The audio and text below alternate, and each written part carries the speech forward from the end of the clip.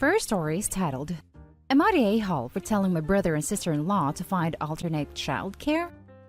My 41 female, brother 39 male, and sister-in-law have 2 kids, 7-year-old and 5-year-old, while my husband and I are child-free by choice. I have no issues with kids. I just didn't want my own, and my husband and I enjoy a life where we're the fun aunt and uncle rather than parents.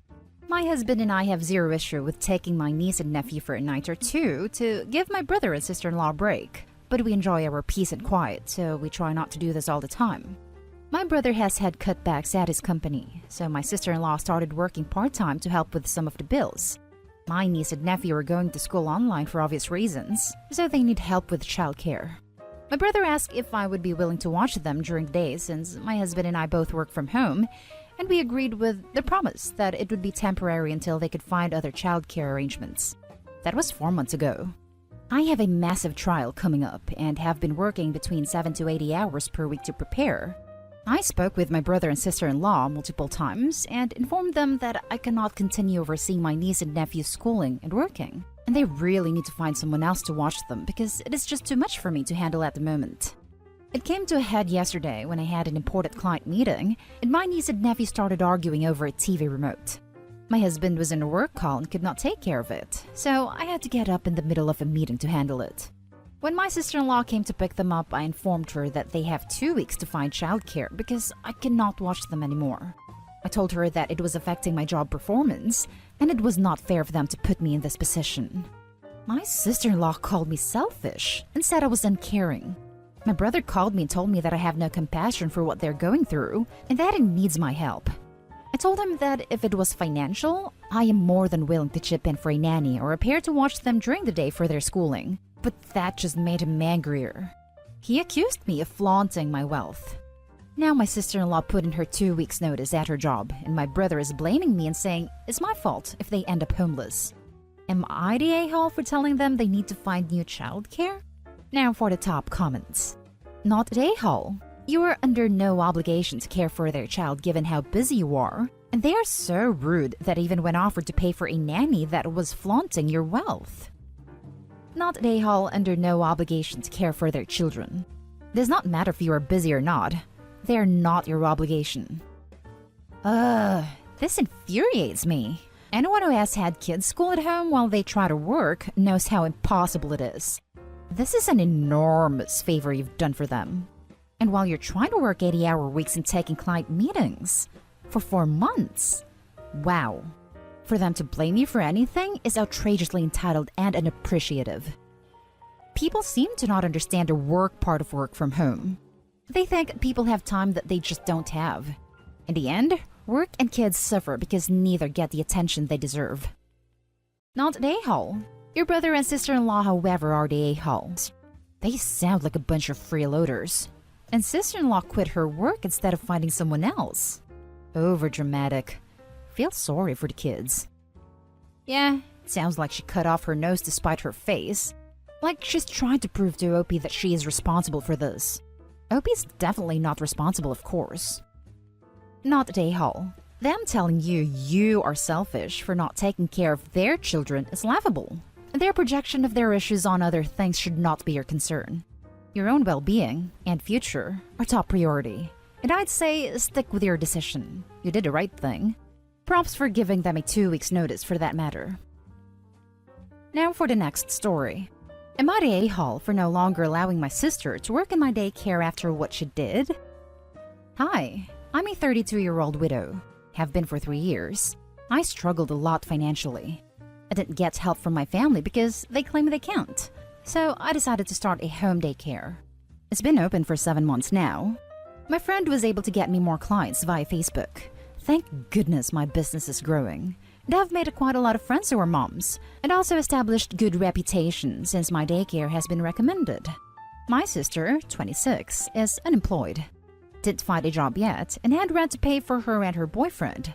My parents suggested I let her come work with me at my daycare, and accepted since she has experience in the past. I agreed to let her come and earn her living. She got along with the other workers and things were going fine. Until she came to me asking about a specific child that comes to our daycare. He's 4, very well behaved for his age. I was confused after she complained about him. She said she saw his dad come over to pick him up and didn't feel comfortable when she saw him because he's a police officer and she had an unpleasant incident with the police because of something her boyfriend did that she needed therapy for and struggled a lot from. She wanted me to let the child go and tell the parent to look for another daycare. He usually arrives at 3 p.m. to pick the kid up. From what I understand, his wife is sick. I refused. I have no good reason to let the child go. My sister refused to drop it and started being mean to the dad. It was unprofessional of her. I told her she either be respectful or I won't have her work with me anymore. 2 days ago, she sent an email to the dad telling him we won't be welcoming his kid at the daycare anymore. He came to talk to me. Dad was livid when I saw the email. He asked why and talked about his kid wanting to stay because he's friends with other kids. Talked about not being able to find a daycare closer than ours. I lashed out at my sister, and I told her she's no longer able to work at the daycare because of her behavior. We got into an argument, and she left after saying I was being unsupportive and inconsiderate. My parents called me saying I shouldn't have kicked my sister out, and now causing her to lose her apartment. They argued I have no regard for my sister's trauma, and I should have let the child go and support her because she's my sister. Everyone shamed me and claimed I had messed up priorities. I felt I was in the wrong for letting her struggle now without a job, but I have no reason to let go of the child as well. He wears a uniform. My aunt suggested that I ask him to get someone else to come and pick up his kid, or at least I'll let her leave before 3 p.m. and arrive a bit late in the morning, but others would notice the difference in treatment at the daycare. I understand that there are parents struggling and I do all I can to help out and be supportive. Yes, she's my younger sister, but treating people like that was unprofessional of her. One thing to clarify, my sister's boyfriend is in no contact with my family due to issues. However, they said they want to support my sister and be in contact with her and support her, although they don't have a relationship with her boyfriend. That's why they keep pressuring me to help and support her. Not the a-hole. You could have lost the whole business because of what she did, and you gave her plenty of warning. Even if she needed therapy, she was still being beyond unreasonable. She could have excused herself for a break at the time the cop came to come to his kid, and she'd have never needed to see him. But instead, she went behind your back and went against your explicit instructions. She got exactly what she deserves. The fact that she had the nerve to send an email as if she had any authority. She is not an owner or partner, and she way overstepped her position. If any other employee pulled this stunt, they would have been fired too. She's not exempt just because she's your sister. From someone who strongly believes in police abolition, you are not the a-hole.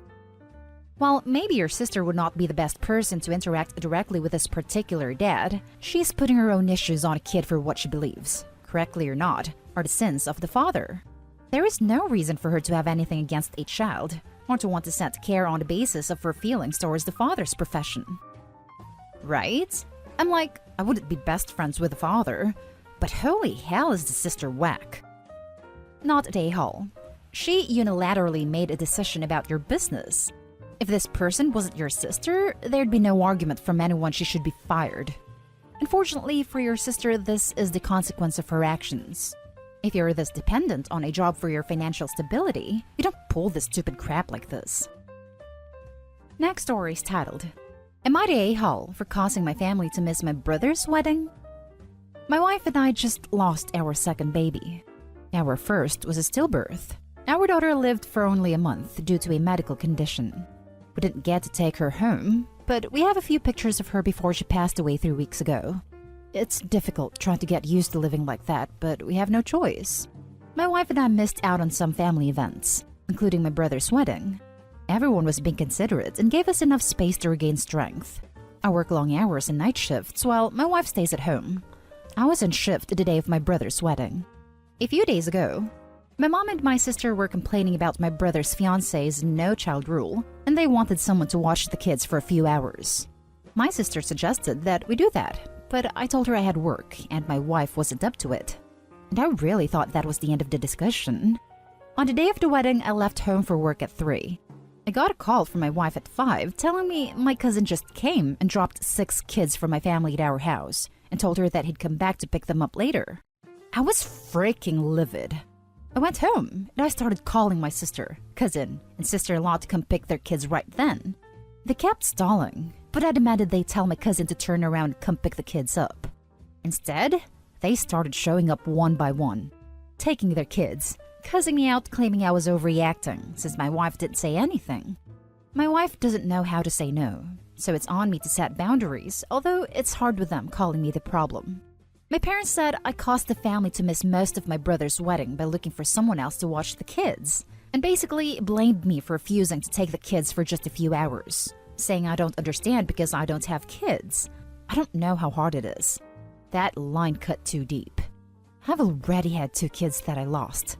Everyone's arguing with me for causing them this issue on the wedding, and said I ruined it instead of doing this one little favor. I sent a mass text telling them they can start blaming each other instead of us after I told them we couldn't watch the kids. Now they won't even want to see me. Was I the a-hole for what I did? Now for the top comments. Holy cow, not an a-hole. I don't understand how you would possibly think you are. You clearly told them no. They smashed your boundaries, refused to listen, and dumped their kids. When you rightfully insisted they come to get them, they started doubling down and throwing barbed statements. Your family's undoubtedly selfish, petty, and terrible. Don't feel bad for what you did. Just because they're blood doesn't mean they aren't capable of being awful. This, 1000% this, was typing a similar reply, but there's no need to. Also, I am so sorry for you and your wife's losses. Not an a-hole. You're still a father. Your children just aren't here with you on this plane of existence.